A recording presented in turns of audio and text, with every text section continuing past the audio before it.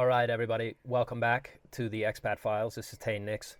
I'm doing this short video, and I'll keep it very brief, on a podcast that I saw recently on Tucker Carlson. I recommend everybody go watch this. This is a interview from Tucker interviewed a man named Richard Werner, German economist who worked and wrote a very specific, very unsettling paper about the way the economy works. He did this in Japan in Japanese, which is why for a long time, I guess, it wasn't translated to English, and why it's still kind of big news, even though he wrote this decades ago. He wrote this very, very important academic expose, or it turned out to be an expose anyway, about how Japan had become the dominant economic power as they were at the end of the 80s until their market had a massive pullback and didn't make it back to those levels until just last year. So they had essentially an almost 40-year bear market, where if you had money in the market in 1989 in Japan, you did not break even again until something like 2023 or 24, whenever those old all-time highs were reached. But the point here is how the monetary system actually works. And the reason that I'm shooting this video about Tucker's interview with Richard Werner is because, to me, it's a revelation that people don't know this. Like, I actually can't believe that this is news and that this is, some kind of breaking story, and that it's shocking because, of course, most people don't know how the sausage gets made within the financial and monetary systems and the role that banks play. So I'm going to play a clip here because it's important that you hear in your own words, and then I'm going to quickly jump out and comment.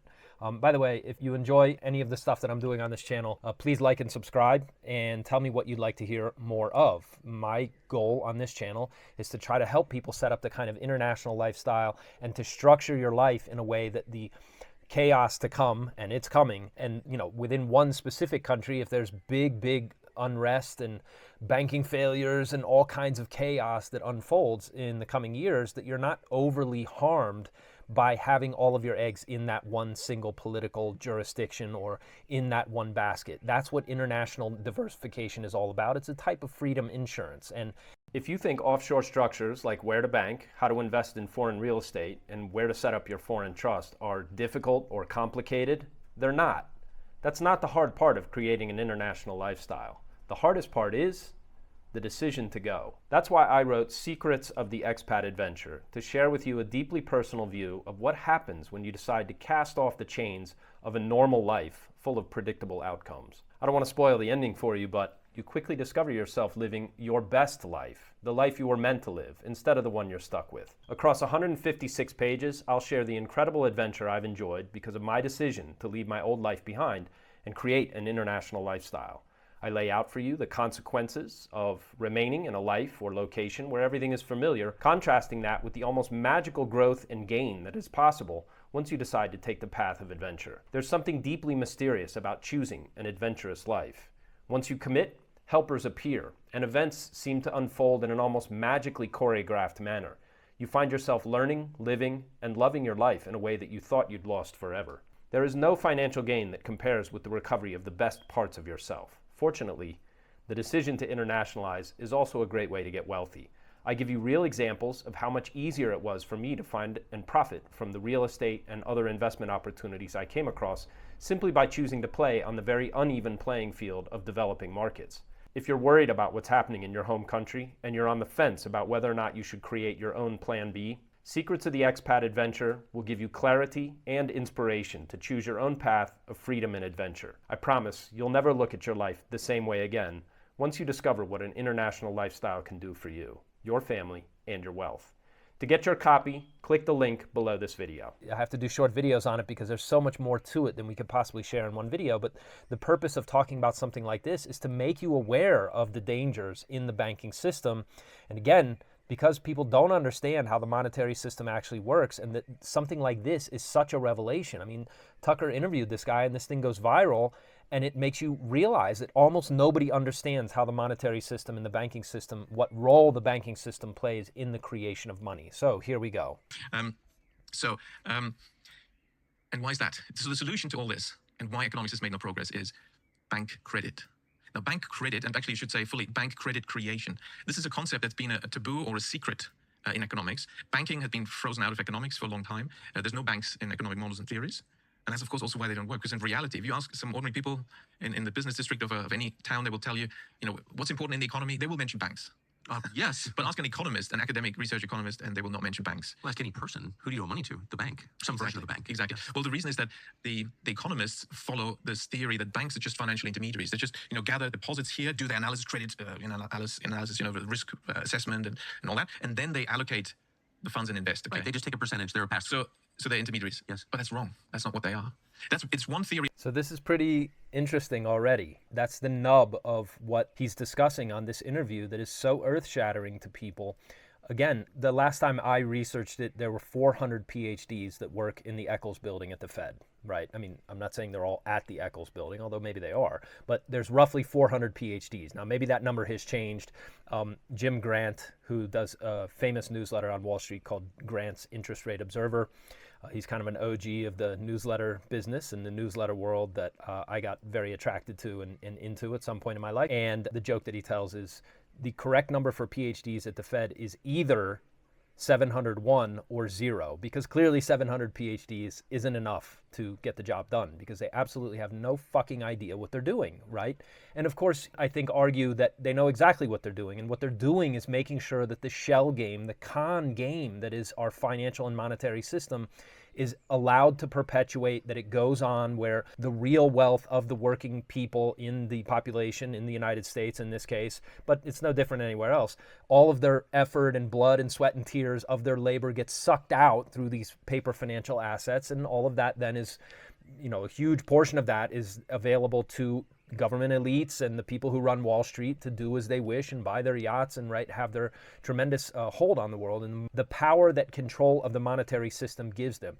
Academics in macroeconomists do not consider banks as part of the financial and monetary system.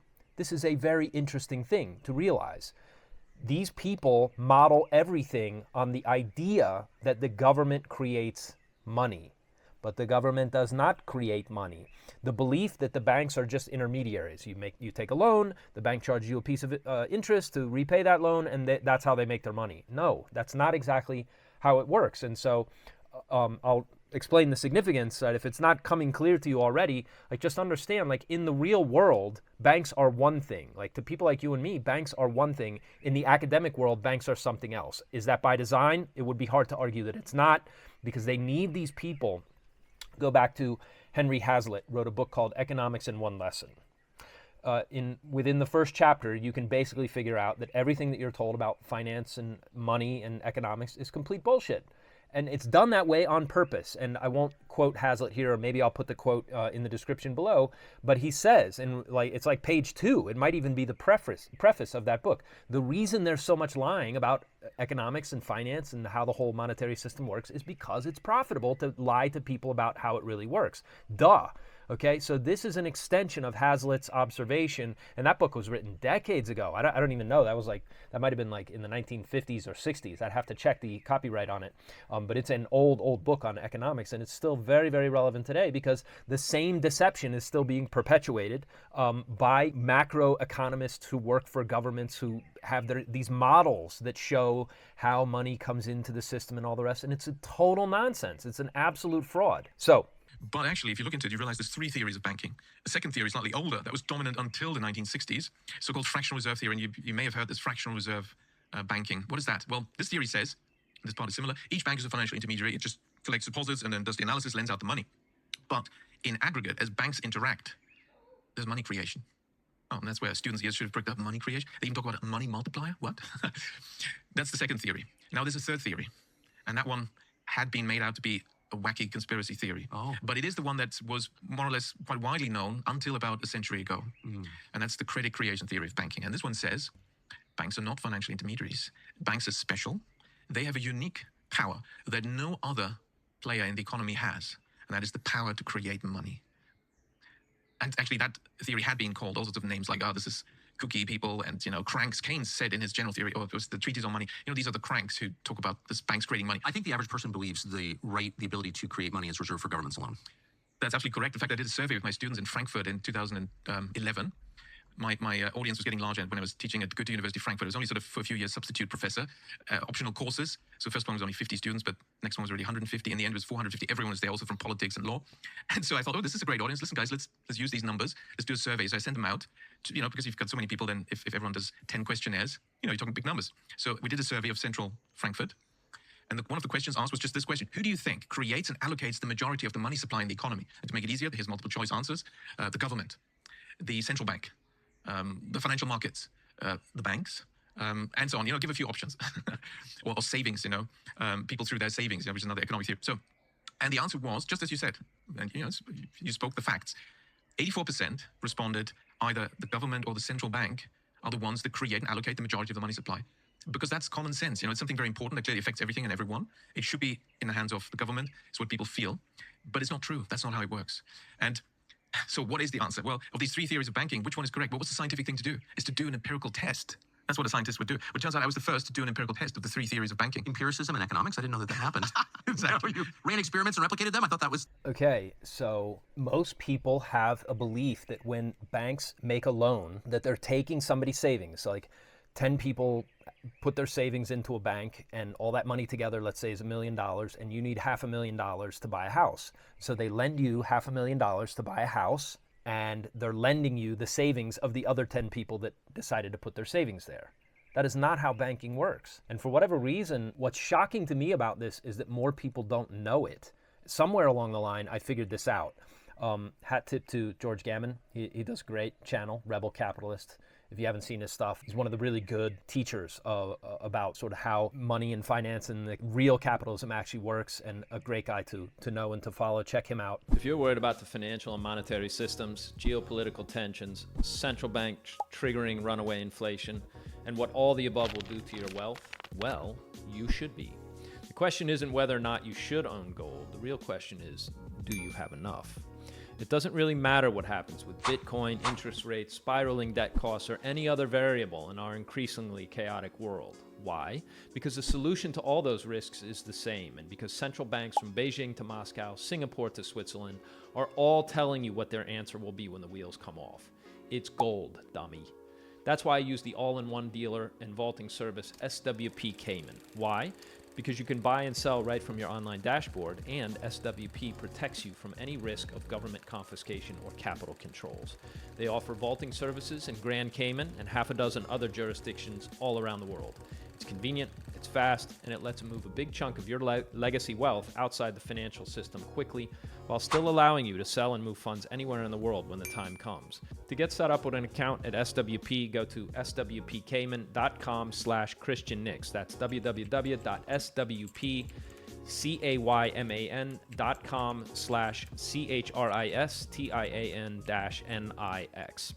But somewhere along the line, probably in my newsletter education, when I became interested in matters of finance through financial newsletter publications, I actually worked for a company for a number of years and read assiduously on this topic. It became clear to me that, no, the way the banks operate actually is they don't lend you other people's savings. They create money out of nothing. If you need a $500,000 loan, the banks create that money. It didn't exist, and then they give you a loan, and now it exists. And you go pay somebody for the house that you're buying, right? And you're on the books to pay that back with interest, and that money gets paid, that interest, the bank gets to keep that interest, right? So they do make profit on money that they created from nothing. This is known in various circles as Babylonian money magic. This is the system that keeps the regular population enslaved, and the people who have power to create money, who run the money creation system, i.e., government elites and bankers. It's very important to understand that that's the dynamic that you're living in. Babylonian money magic is not new. It's been around since, well, it was written about in the time of Babylon, okay? Christian era. It was discovered that you could create money out of nothing, lend it into existence, and then charge interest that had to actually be paid for by labor, by actual sweat and effort of the people who borrowed the money to the people who lent the money. And so if you were in a position where you had your hand on the lever of money creation, well, effectively, that's the power to run the world. You have power over other people's time. You have power over what they have to do with their lives in order to pay you for the money that you created out of nothing. You cannot imagine, you cannot come up with, you cannot dream up a more unjust system than giving one group of people the power to create money and forcing other people to pay real interest in the form of time and labor and effort for the money that was created out of nothing. But that's our system. That's how the banking and financial and monetary systems actually work. And that there's all these government people running and crunching numbers, and the Bureau of Labor Statistics, and right, the people who calculate inflation and all the rest of this. None of those people in their models use the actual system by which money is created in their models. They all pretend like that's not true.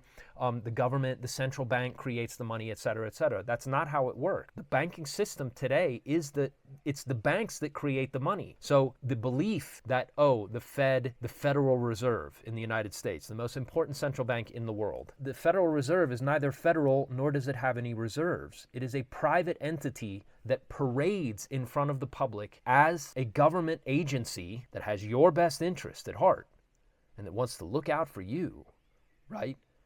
That is doing nothing of the sort. The whole purpose of the Fed is to look out for the interests of the banks. So that more people don't know this is a shock to me, right? I think for people, this message is a shock. To me, the shock is that more people don't understand this already.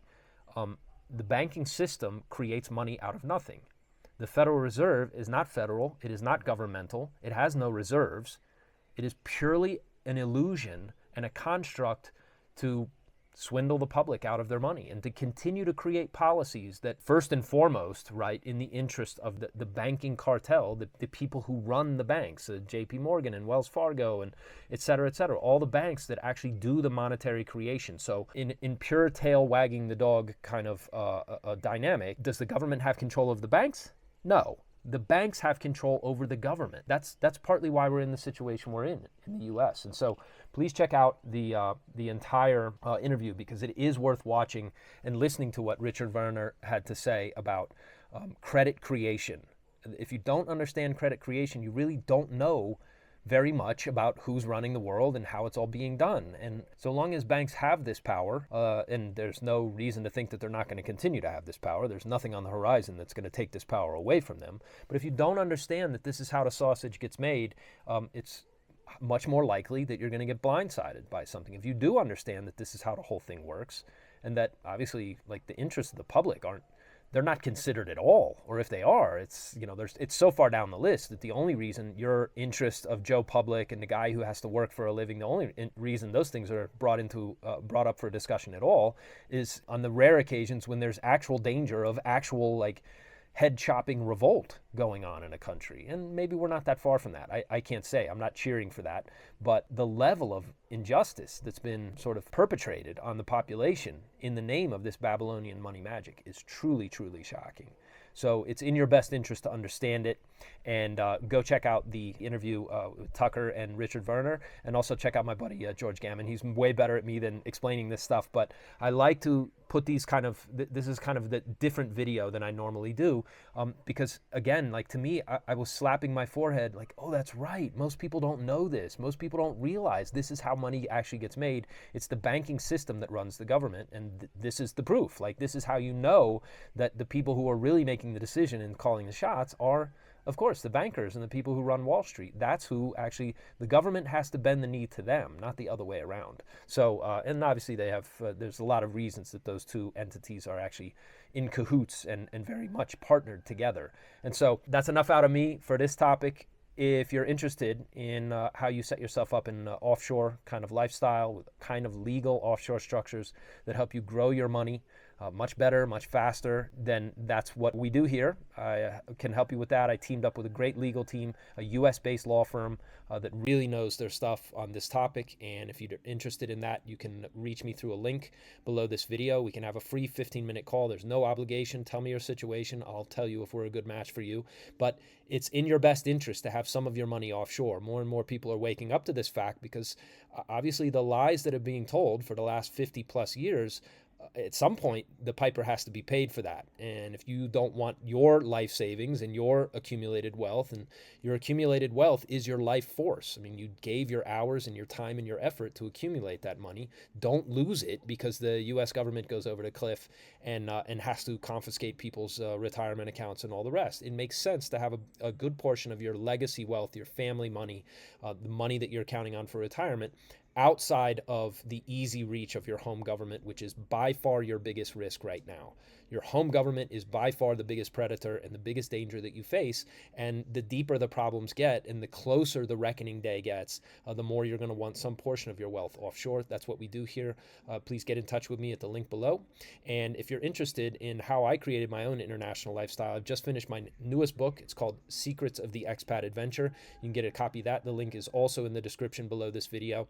And I put together a simple primer. It's about 56 pages, if I recall, called the Bulletproof Plan B. This is what all competent, well thought out Plan Bs would have to have. That will give you a good starting point for any discussion that we have. Please check that out. It's also below this video. That's enough out of me. Thanks for watching. And remember, if you want to avoid the chaos that's coming, the best way is get out of town. I'll be back with more great stuff.